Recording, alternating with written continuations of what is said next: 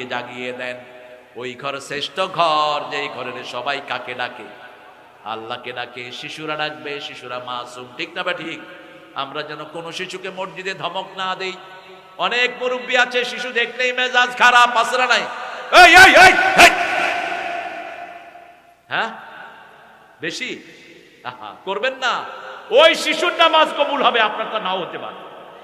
আপনার রিজিক যদি হালাল না হয়, আপনারটা কবুল হওয়ার কোনো চান্স নাই। এক লোক মক্কায় উমরা করে আল্লাহর কাছে বলছে, আল্লাহুম্মা আতিনি কাদা কাদা কাদা। রাসূল বলছেন হাদিসে, আল্লাহ আমাকে এটা দাও, এটা দাও, এটা দাও, ইয়া রব এটা দাও, এটা দাও। রাসূল বললেন, মালবাসুহু হারাম, মাতআমুহু হারাম, গুযিয়া বিল হারাম, ফাআন্না ইউস্তাজাবু লাহু দুআ। তার কাপড় হারামের, তার শরীর গোস্ত বেড়েছে হারামের পয়সা দিয়ে, তার সবকিছু হারামের, কিভাবে তার দোয়া কবুল হতে পারে? দোয়া কবুল হওয়ার কোনো চান্স নাই।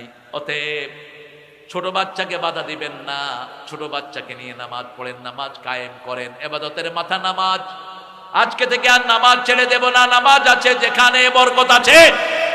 যারা ফজর পড়ে তাদের দায়িত্ব নেবেন কে?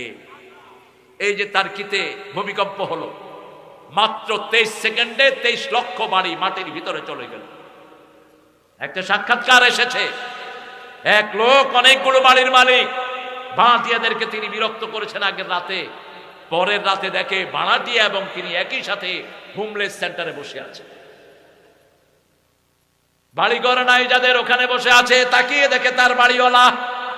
কয়, ভাই আপনি এখানে কেন? কয়, আমার বাড়ি, আমার বাড়ি শেষ মুহূর্তের মধ্যে আমি ফকির হতে পারি, ঠিক না? ঠিক। 1 সেকেন্ডও লাগবে না, আপনার সম্পদ কেড়ে নিতে পারেন কে? সেই জন্য সেই আল্লাহর হুকুম মানবো। 5 ওয়াক্ত নামাজ কোথায় পড়বো? কোন মসজিদ বাঁচবেন না। সল্লু খালফা কুল্লি বিররিন ওয়া ফাজির। ইমাম যদি গুনাহগার হয়, তার পিছনে নামাজ আদায় করো, শৃঙ্খলা বজায় থাকবে। মদিনার দায়িত্ব নিলেন মিশরের মুনাফিকরা, যারা ওসমান রাদিয়াল্লাহু আনহুকে খুন করেছে। ওসমান রাদিয়াল্লাহু আনহু আটক ছিলেন দীর্ঘ সময়, কিন্তু কোন কালেমা পড়া লোকের হাতে কোন শরীরে রক্ত প্রবাহিত করবেন না, এটা ছিল ওনার পণ। উনি ওনার সৈন্যবাহিনীকে বলেছে, কারো রক্ত প্রবাহিত করতে পারবে না। এরা মসজিদে নববীর দায়িত্ব নিল। লোকেরা এসে জিজ্ঞেস করলো, আমরা কি ওখানে নামাজ পড়বো? তিনি বললেন, হ্যাঁ ওখানে পড়ো, কিন্তু নামাজের পরে তাদেরকে মেনো না। কারণ নামাজের ভিতরে কোনো কিছু উল্টা ঢোকানোর কোনো সুযোগ। রুকু কয়টা?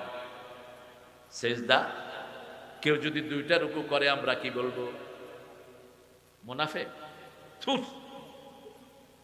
2টা রুকু করলে তো